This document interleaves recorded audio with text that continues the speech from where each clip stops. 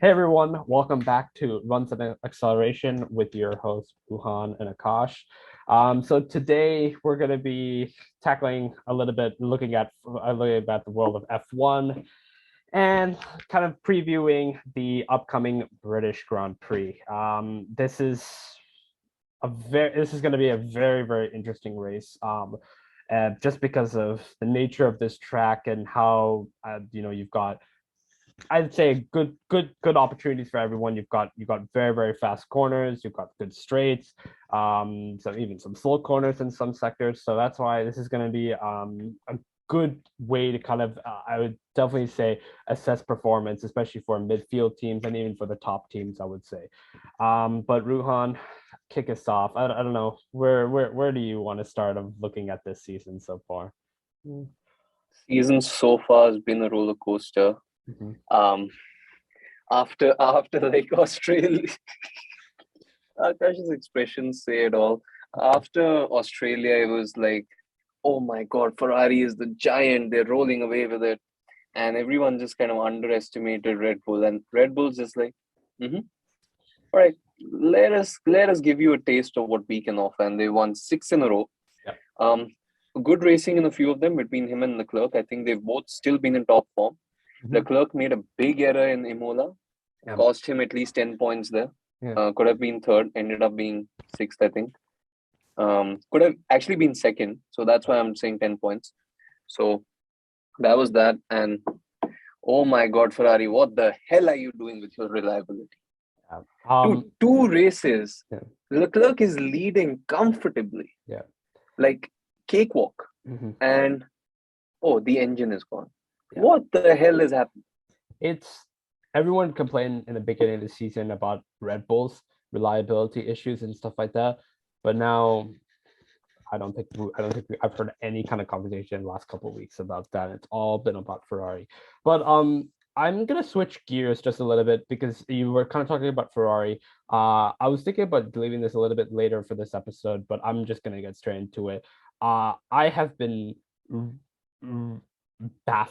just baffled by Ferrari management this season.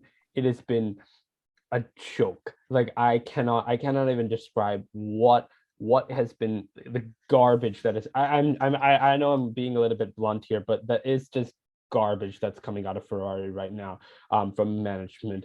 If you guys don't know what we're talking about, Mattia Binotto had announced that Ferrari are not here to win. They and essentially kind of left it at that. They're not here to win this season. And before I go into my rant, Ruhan, why don't you kind of give us your thoughts when you hear something like that from a Ferrari boss? This is not some random other team. This is Ferrari, This isn't Haas. most successful Formula One team of all time. Let's put it like that. Most successful Formula One team, possibly the most recognized brand synonymous with racing in this world. Yeah. Okay, the most iconic car on the planet, and the boss says, "We're not here to win. We're just here to be competitive." What the? Sorry for my. But it is that feeling, right? Because I was reading the other day about Enzo Ferrari. I just kind of read a bit of his biography. Yeah. And it was pretty interesting because Ferrari was actually just started as a race team. Yeah. He started the automotive brand to get sales to support the racing team. So it was always a racing brand that also sold cars. Yeah. And I've always seen it that way, Now to say that, and yes, the company itself is doing really well, but to say that we're in the sport of Formula One and we're not here to win, we're here to be competitive. What are you doing? Yeah. I think that I'm telling you, it doesn't matter if you are a Ferrari or a Haas, a Williams, Mercedes. I don't care what team you are. If that's the attitude that you're really coming in, just saying that we're not going to give it our best, we're not trying to win, we're not trying to look for it like that. Get out of the sport right now. I think Ferrari can very much save millions and millions of dollars then invest into other things. If they don't believe that racing is their priority, okay, fine, go into something else.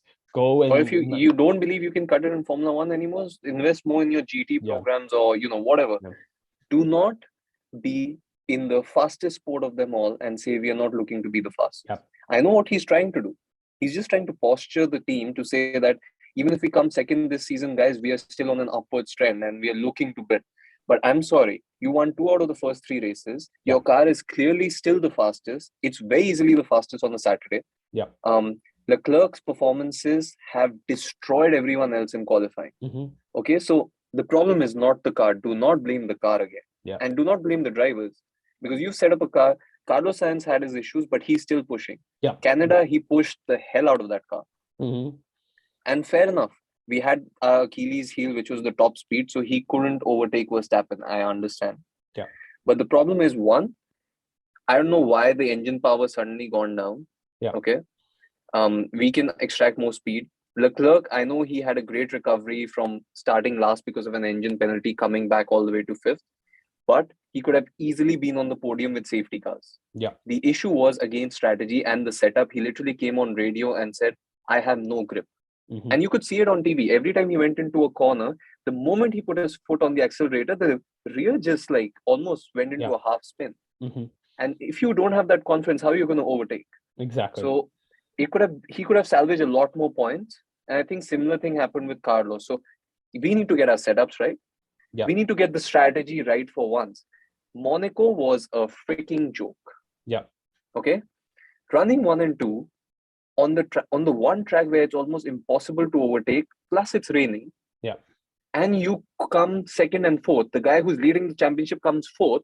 Why? Because you didn't know how to do a pit stop. Yeah. The guy who came second and held his position, Carlos Sainz, you know why it was? Because the guy realized that his team strategy was wrong and he said, no, I'm not coming in for a pit stop. Yeah. So, I mean, what are we doing? Mm-hmm. Is the strategy team that blind that a driver out there is able to make better conscious decisions than those looking at all telemetry and billions of dollars worth of data mining on weather and performance? Yeah. I think I have no idea what's wrong with Ferrari now. I really feel like it is currently a broken institution there. And I thought I had a different opinion with the start of this season with the first few of the races where Leclerc was absolutely driving really, really well. Sainz had sort of a slow start, but now it's starting to pick up. I still have that faith. But if you're having bluffers like this on your team, you got it. I think there needs to be a massive change in management. In my opinion, I think as soon as Mattia Binotto said those things, he should have been fired at the spot. He should have been fired at the spot, and they should have brought new management, a new person to deal with the team straight away there. Because I feel that's not something. Because when team bosses, when they're making these kinds of remarks, they think so much before making a remark. Because everything that they say has a direct impact on their stock price, for their investors, for everything, for the fans, for the entire management. When you're saying those kinds of things like that, that's it. I feel that you need to be sacked, and you need to go find another job. And we were told last year. Remember, Binotto didn't show up to races saying I'm focusing on next year's cars development. Yeah. And everyone said, okay, we see he's taking a step forward, and we came up with a great car this season. So the car is there, the drivers are there. Mm-hmm. What is holding us back? Yeah. And the reliability issue is so massive that for those who don't know, in Baku, both the Ferrari cars retired of mechanical failures, and 3 of the other 4 cars which are run on Ferrari powertrains also retired. Yeah. All with mysterious engine issues.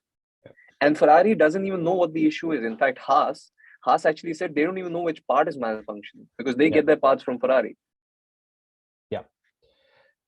So yeah, lots of issues there, but just for the time's sake, I think let's move it on. We know the issues at Ferrari. Honestly, I don't even know if they're fixable, just given the state. So fingers crossed they can come back good and have a great season, but very much not looking like it. Just because. Right. I think that's a good way to end this episode with our focus on Ferrari, and we'll be back with a better analysis of Mercedes and Red Bull because we felt that those teams, everyone knows a little bit more, and it's not as severe, so we can discuss that and look forward to the British Grand Prix. Definitely. All right, guys. All right. See you in the next one, guys. Bye.